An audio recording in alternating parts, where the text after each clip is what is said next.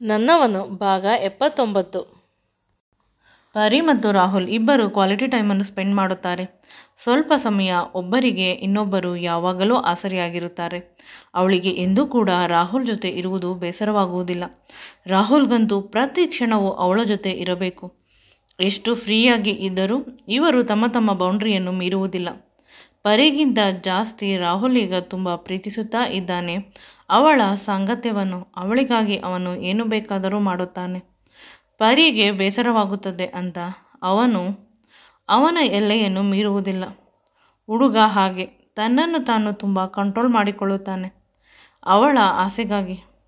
ಮೊದಲು rough and tough ಆಗಿ ತನಗೆ ಏನು ಬೇಕೋ ಅದನ್ನು ತೆಗೆದುಕೊಳ್ಳುತ್ತಿದ್ದ ರಾಹುಲಲ್ಲಿ ಈಗ ತನ್ನ ಪ್ರೀತಿಯ ಹುಡುಗಿಗಾಗಿ ಎಲ್ಲವನ್ನು ಕೊಡುವ ರಾಹುಲಲ್ಲಿ ಪರಿ ಈಗ ಸಂಪೂರ್ಣವಾಗಿ ರಾಹುಲ್ನನ್ನು ಬದಲಾಯಿಸಿದ್ದಾಳೆ. ಅವಳ ರೀತಿ. ರಾಹುಲ್ ಅವಳ ತೊಡೆಯ ಮೇಲೆ ಮಲಗಿ ಒಂದು ರೀತಿ ಚೇಷ್ಟೆ ಮಾಡುತ್ತಿರುತ್ತಾನೆ. ಪರಿಗೆ ಇಷ್ಟವಿಲ್ಲದಿದ್ದರೂ ಮೇಲೆ ಕೋಪ ಬಂದವಳಂತೆ ನಟಿಸುತ್ತಾಳೆ. ಇಬ್ಬರು ಸ್ವಲ್ಪ ಹೊತ್ತು ಆ ರೀತಿ ಇದ್ದಾಗ ಸಡನ್ನಾಗಿ ರಾಹುಲ್ಗೆ ಕಾಲ್ ಬರುತ್ತದೆ, ಇಂಪಾರ್ಟೆಂಟ್ ಮೀಟಿಂಗ್ ಇದೆ ಅಂತ. ಆಗ ಅವನು ಬೇಗ ಎದ್ದು ರೆಡಿಯಾಗಿ ಹೋಗುತ್ತಾನೆ. ನಂತರ ಇಬ್ಬರು ಒಬ್ಬರ ಕೈಯನ್ನು ಒಬ್ಬರು ಹಿಡಿದುಕೊಂಡು ಹೋಗುತ್ತಿರುತ್ತಾರೆ. ಅದನ್ನು ನೋಡಲು ಎರಡು ಕಣ್ಣು ಸಾಲದು. ಆದರೆ ರಾಹುಲ್ಗೆ ಅವನ ಅಜ್ಜಿ ಕಾಲ್ ಮಾಡುತ್ತಾಳೆ.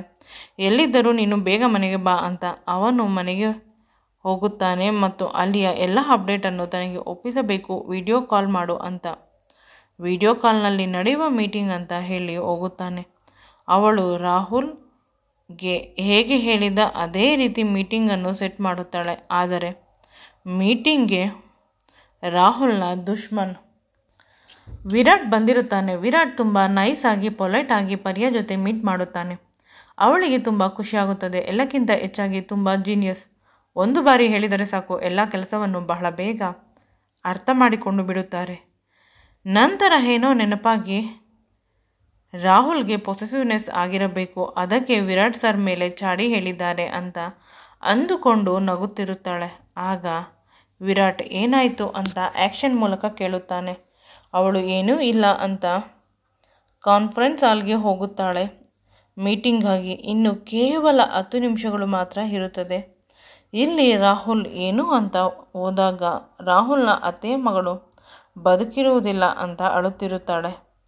ರಾಹುಲ್ ಮದುವೆ ಆಗಿಲ್ಲವಾದರೆ ರಾಹುಲ್ ಕೂಡ ತುಂಬ ಸಮಾಧಾನ ಮಾಡುತ್ತಾನೆ. ನಾನು ನನ್ನ ಕೆರಿಯರ್ ಕಡೆ ತುಂಬ ಫೋಕಸ್ ಮಾಡುತ್ತಿದ್ದೇನೆ. ಸದ್ಯಕ್ಕಂತೂ ಮದುವೆ ಆಗುವುದಿಲ್ಲ. ವಿಡಿಯೋ ಕಾಲ್ ಮೂಲಕ ಎಲ್ಲರಿಗೂ ರಾಹುಲ್ ಗ್ರೀಟ್ ಮಾಡುತ್ತಾನೆ ಮೀಟಿಂಗ್ ಆಗಿ.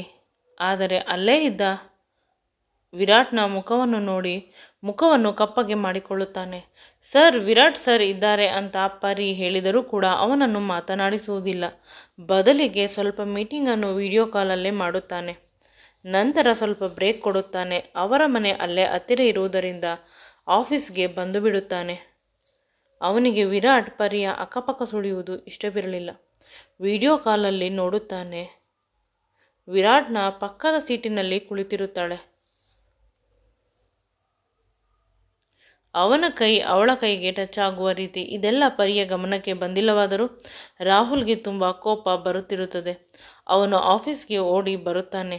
ಅಲ್ಲಿದ್ದ ಎಲ್ಲ ಸಿಬ್ಬಂದಿಯವರು ಆಶ್ಚರ್ಯದಿಂದ ರಾಹುಲ್ನನ್ನು ನೋಡುತ್ತಿರುತ್ತಾರೆ.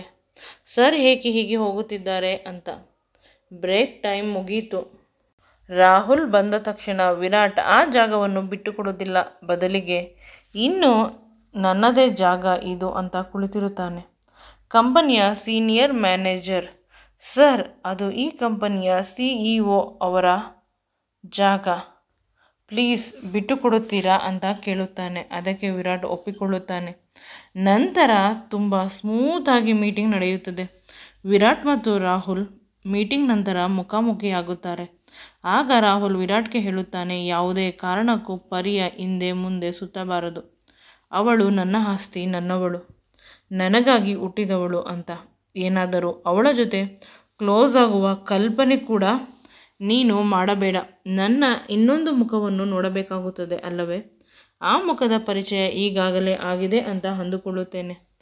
ಪರಿ ವಿರಾಟ್ನನ್ನು ನೋಡಿ ಹಲೋ ಸರ್ ಅಂತ ಮಾತಾಡುತ್ತಾಳೆ. ಆಗ ರಾಹುಲ್ನ ಮುಖ ಕೆಂಪಗಾಗುತ್ತದೆ. ಈ ವಿಡಿಯೋ ನಿಮಗೆ ಇಷ್ಟವಾಗಿದ್ದಲ್ಲಿ ನನ್ನ ಚಾನಲನ್ನು ಲೈಕ್ ಮಾಡಿ, ಶೇರ್ ಮಾಡಿ ಮತ್ತು ಸಬ್ಸ್ಕ್ರೈಬ್ ಮಾಡಿ. Thank you.